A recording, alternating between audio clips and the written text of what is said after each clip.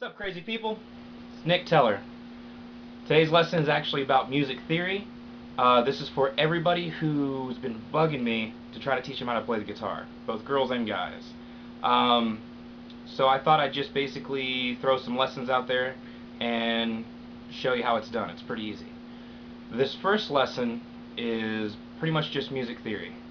You have to know music theory, or at least some of it, to actually know about music. You don't have to be an expert, you don't have to take college courses or anything like that, but you do need to kind of know roundabout what you're doing. So we're going to kick off with the musical alphabet. Now there's only 7 letters in the musical alphabet, A through G. And what I'm doing now is going to write them in here.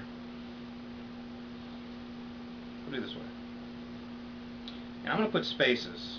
And there's a reason for that, between the letters. Because some of you who have no really musical knowledge know... There we go. Did it kind of crooked, but you can kind of see. You got A, B, C, D, E, F, G. There's spaces between each of the letters. And there's a reason for that. It's because in the musical world, there are spaces. And you may have heard about a flat or a sharp. Those are pretty much the only two things. In the piano and the guitar world, you can use both. It depends on, say for instance, you're playing clarinet, I think you only use flats. I think in trumpet you only use sharps, don't quote me on that. But there are certain instruments that only do one or the other. They're pretty much the same thing. But for making this lesson kind of easy, we're going to do sharps. And the way sharps work, I'll show you over here, is that you got A, B, C, D, E, F, G. Another important matter is you have to look and notice that B and C are together and E and F are together. You just have to memorize that. Easy way for me, BC, kind of like time, you know, 10,000 BC. E and F, they look alike. That's how I taught myself when I was little. So, between there, there's sharps. And when you go up, that's what a sharp is. So, what I'm doing now is showing you what these spaces are and what they mean. I cannot write sideways. So, sharps are always when you go up and they're in between. They are the spaces. So you have A sharp. B, C, there's no space in between them, so there's no such thing as a B sharp. That's just a C. And then you got B, C, C sharp, D, D sharp, E, F, F sharp, G, G sharp. Now, does it end after G sharp? No, it just repeats itself back to A, and it just keeps going over and over again. You go higher, you're going to be what they call an octave. All an octave is basically the same note once you get past the G sharp, and A after that would be an octave of A, octave up. Now, I do understand a lot of this may be confusing, but that's why I made a video, so you can just watch it over and over again. And a lot of this stuff is not going to click right off the bat, but that's fine. Just, I'd like for you guys to know kind of about the music theory, so once we get into the lessons, it'll start, you know, you have that aha moment. So, once again, A sharp, B, C, C sharp, D, D sharp, E, F, F sharp, G, G sharp. Those are all the notes in the musical alphabet. There's no mystical, there's no H, there's no I. That's pretty much it.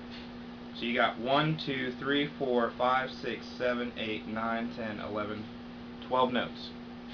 So, how does this relate to the music world? I'll show you. I understand this is for guitar, but I have a keyboard over here, and I want to show you guys what I'm talking about. So, we're going to turn this baby on. Now, this looks intimidating. Look at that duster. This looks intimidating, right? You have all these black notes, or white keys. Now, we're going to... You can hear that, right? That looks like it's a bajillion notes, but really, I'm going to zoom it in actually to show you all you're really seeing. I can't zoom in that much. Pretty much those are the only notes. And the way that you can find typically in the music world, C is always the starting note. That's just the most popular. C major, you know, right? Major scale. So the way you can see it, if you notice, there's 2 black keys, 3 black keys, 2 black keys, 3 black keys, 2 black keys, 3 black keys, 2 black keys, 3 black keys, and so on. I can do the last one for you, but it seems stupid. Basically how this goes, easiest way to find C, notice where the 2 ones are. It's the one on the left.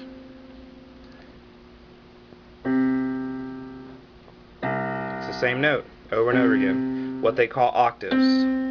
That's a C, that's a C, even that one right there. Right? So, that's basically your musical alphabet. Now, if you wanted to start from A, it's going to look a little funky in the middle of nowhere, but we're going to start from C. And you're going to see what I'm talking about. C, C sharp, D, D sharp. Here's E and F, and notice how they're together, and notice how there's no black key in between them. So the piano pretty much F, F sharp, G, G sharp, A sharp, B, and then you're back to C. So notice that after G sharp, there's that A. It goes right back over again. So you can kind of get to know, notice how there's no black key between B and C, there's no black key between E and F, just like I showed you on the paper. That's because that's just how the music's music. That's basically the history of it. So, as you can see, a piano, you can physically see all the flats, or I'm sorry, all the sharps are black. So, I mean, it's pretty apparent. C, C sharp, D, D sharp, E, F, F sharp, G, G sharp, A sharp, B, C. So, on piano, it's pretty easy. I mean, you can kind of know, as long as you know where the C is, you know where every other note is on there. So, that's about it. Now, there we go. Alright. How does this relate to the guitar? Good question. I'm going to show you. There's millions of tunings for guitar, but the most standard is E, A, D, G, B, E. Boom. And this is from the thickest to the thinnest. So if I were to take this guitar right here and put it next to the paper, pretty much that's what it looks like. You got E, A, D, G, B, E. You can tell the 2 E's. Same note. So, if you were looking down on a guitar, pretty much that. Is there a reason for this tuning? There is. It's really kind of deep. It's a matter of fifths, but that's a whole different lesson. But you just have to memorize your strings. And that's the first thing you should do with a guitar. If you ever get a guitar, first off get a tuner and tune from the thickest string all the way to the thinnest these letters. And it's going to show you if it's chromatic. What a chromatic tuner means is it has every note in the alphabet, A through G. What a guitar tuner has, like this one, it has 6 dots. It has the E, the A, the D, the G, the B, and the E. So it just has the alphabet or the notes that you need to tune a guitar, but it doesn't have, if you were going to have to do a weird tuning, this could do it depending on the notes, but for flats and all that and all the, there's a lot of notes out there. This can't. This is just your run-of-the-mill, simple, get you in standard tuning, but can't really do anything else. It's fine because you shouldn't wander off too far when you first learn the guitar. You should just learn the standard tuning. I'm going to write that right there. Standard tuning. Boom. So just memorize your string notes. When you can look down on a guitar and tell what these 2 middle ones are without looking at a graph, you're ready to proceed. But you're going to have to memorize. That's the first thing that you're going to have to do when you get a guitar. So what did we go over today? The alphabet of the sharps, that there's a space between every letter except for B and C and E and F, but everything else, if you're going up, is a sharp. It's going to be a little confusing because if you're walking down, you're just going to have to remember that before G is F sharp. So it always takes when it goes up. Other than that, it looks like we've got our first lesson done. Feel free to watch this over and over again. I guarantee you it's going to be kind of confusing. If you think that this has no part in music, you are very wrong.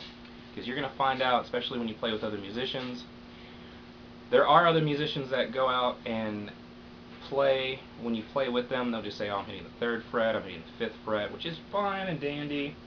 They may not even know what they're doing on the guitar either, which that's fine. It'll get you through, but you're going to move twice as slow as you need to. The better knowledge you have of music theory, the easier it is to play with other people, the easier it is to write songs. You can actually know what you're doing. You can understand the difference between songs and why they sound like that exactly. You know the scales and all that good stuff, and it just helps you when you get to the part where you want to songwrite, because hopefully you want to. You just don't, want to go out there and just shred all day long, which is fine.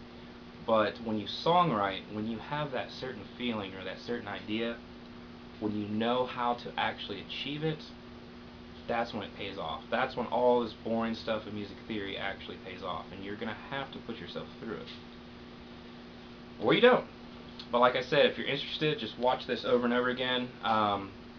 You can jump around my lessons. You can kind of, I'm going to have a lot of stuff on here. So, thank you guys. I'll see you guys later.